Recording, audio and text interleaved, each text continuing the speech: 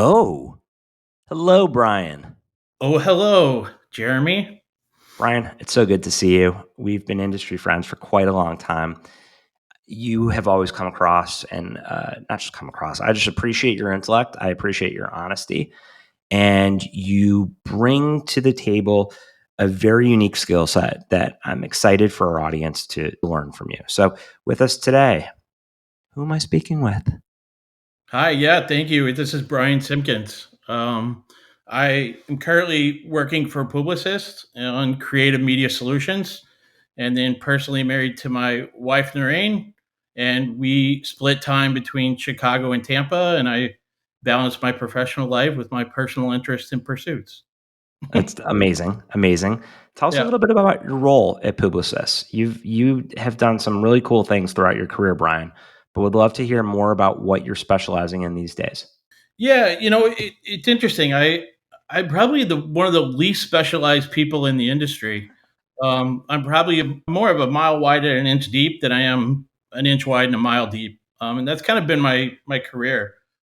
Right now, I'm in a role where, again, creative media solutions, and the way I would articulate it is, when I tell people, I actually was fortunate to be part of the early days of programmatic and building audiences and really the whole addressability of media that started in 2008, 2009, wherever you want to snap the line. Yeah.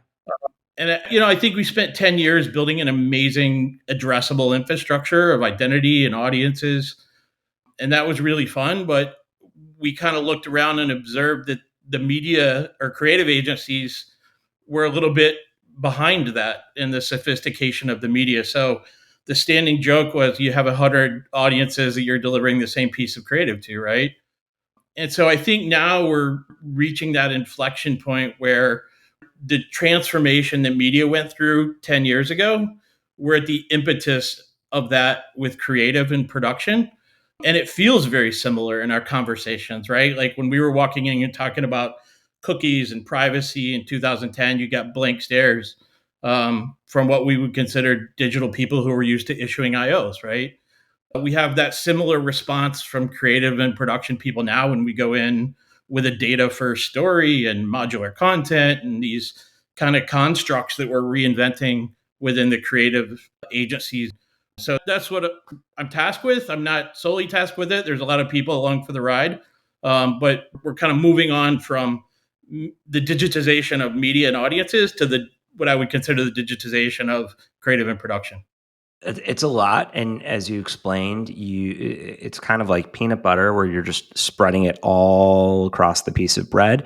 You can't get too deep, can't get too thick, but there's going to be some crunchiness to it. There's going to be some thickness and some goodness, so to speak. But with that, when you think through just over your career, when you think through 25, 30 years of just being in marketing, being in tech, being in advertising, and how the ecosystem has evolved, how your career has evolved, what excites you about mentorship? What excites you about when you look back, just all of the change that has taken place? Yeah, I feel like business in general goes through cycles of transformation, right? Like all the way, when you say where did marketing start? Well, it started with the Industrial Revolution, right? When we decoupled the person who made the product from the person that bought it. And that's really why we needed brands and trust, outside of you're Jeremy, I know you built this, I know your craftsmanship.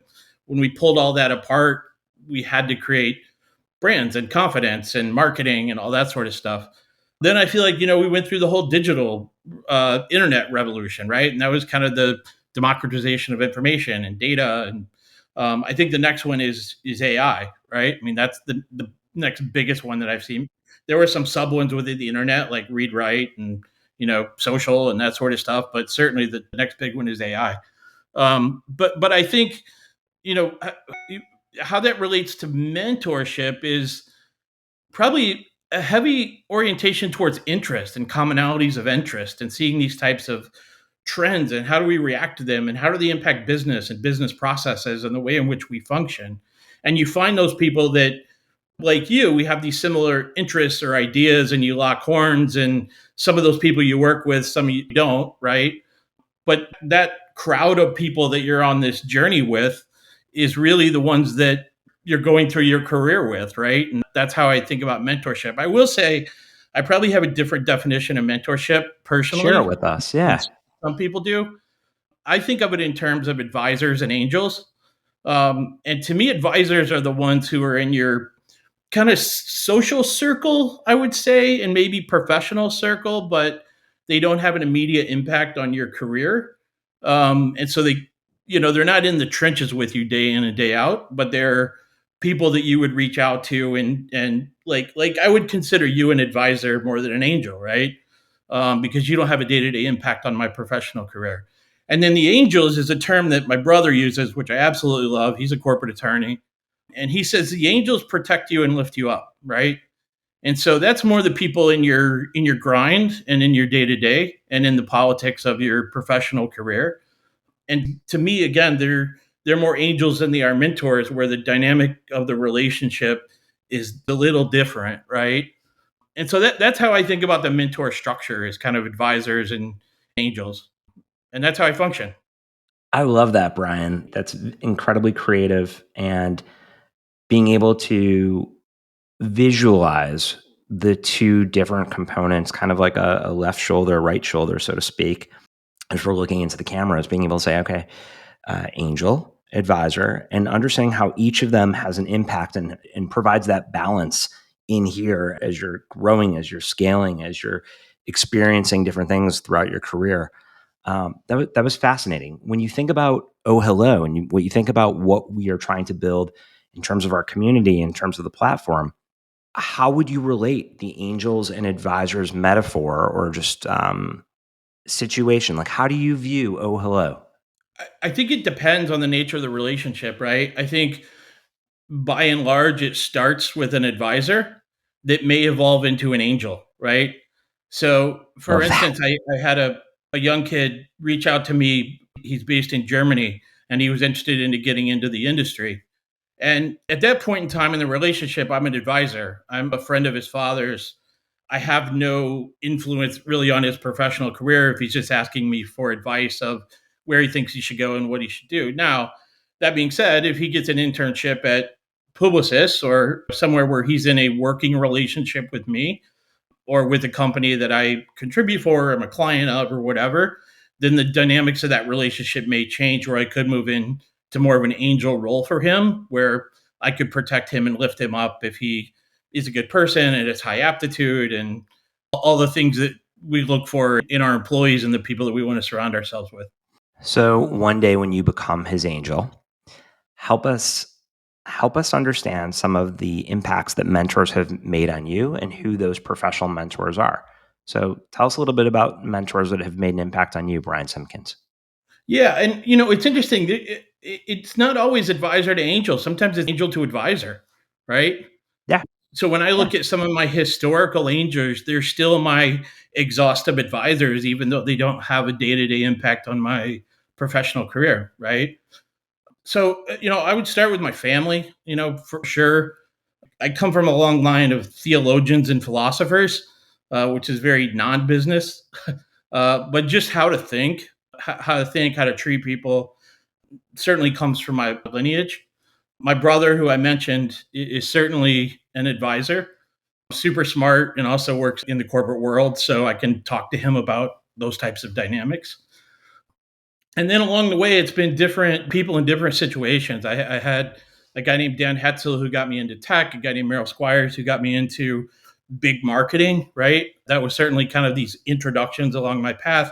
Todd Hauser got me into media. Steve Pacheco got me into client side. He's now the president of the AAF. When I was at Starcom, I would mention Karen Jacobs and Lisa Donahue kind of lifted me up within Starcom and were Sure. my angels and are still somewhat my advisors at times.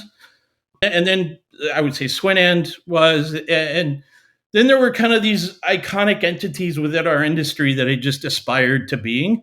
And it was like Cattleman and Spiegel and Finnegan and Laura Desmond and just these icons of industry that you're like, wow, they're kind of at the top. Want to be a part of that, or I want to understand how that world functions. Those change over time, right? There's cycles in which those people change, and some of them have already left or already gone. and new ones are emerging. So that's kind of how I think about it and what my career path has been. That was a really eloquent way to give some thanks, to give some kudos, to give some praise, but also to shine a light on those that have played a big impact, and then also shine a light a little bit in an area of darkness where we don't know who's coming up. And you're basically saying, hey, these are people that made an impact then, but who knows what's going to take place in the future. There are a lot of up and comers, and it's really good to hear, especially when people don't live in the past, when they're basically saying, hey, this is an ecosystem of innovation, and there are a lot of up and comers that are making a difference. So that was awesome, Bryan. Absolutely. Bryan, as you know, we have 50 different charities that are integrated within the OhHello platform. What are some causes that are near and dear to you? If there's one, if there's two, just anything philanthropic, any kind of just non-work related cause that just that really makes an impact on you. Yeah, I don't know if I would name a specific entity. I can tell you the spirit of what I look for in Spirit philanthropy. works. Yep. Angels and advisors. Yeah, it's interesting. It's weird how just random things hit you that you don't expect. But there was an interview between our CEO and the CEO of Microsoft, and they were talking about creating opportunities for people. And I'm not going to get the exact quote right, but the way he articulated it, I really appreciated it.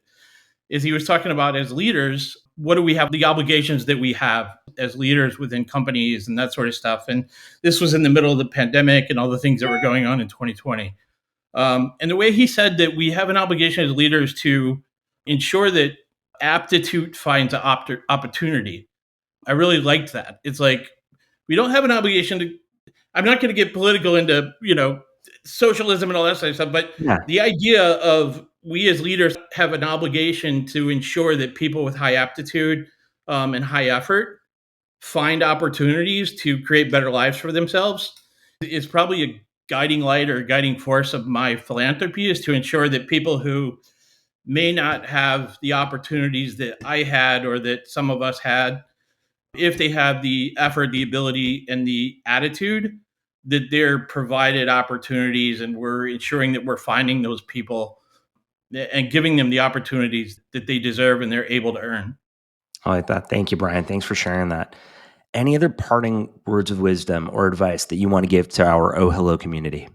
Yeah, it's funny. There's no silver bullet in this world, right? I mean, Agreed. there's no Agreed. magic word. There's no silver bullet. And it's funny, even if you look back, I would say, first of all, go watch the Oh Hello videos. Like, there's some Thanks, Bryan. incredible just information and knowledge and advice and guidance. I told Jeremy I just spent 30, 45 minutes watching, Thank you. historical videos. And it's hard to even find new things and smart things to say because there's so much good content within this. Again, I kind of lean on, you know, aptitude, effort, and attitude. Those are probably three big ones for me. As you get into your career at any level, find opportunities to uh, over deliver and find, and people will always, if the quality of your work is good and your effort is over delivery, you will continue to, we're all in need of good, talented people. And when you find the opportunities, take advantage of them. That's the biggest thing I would say. And a lot of that is just effort. That's amazing, Bryan. Bryan, you over delivered on this. I want to say thank you. Thank you so much for being a part of this. Thank you to our community. Thank you for those that are listening, those that are watching. Bryan, this is awesome. Thank you.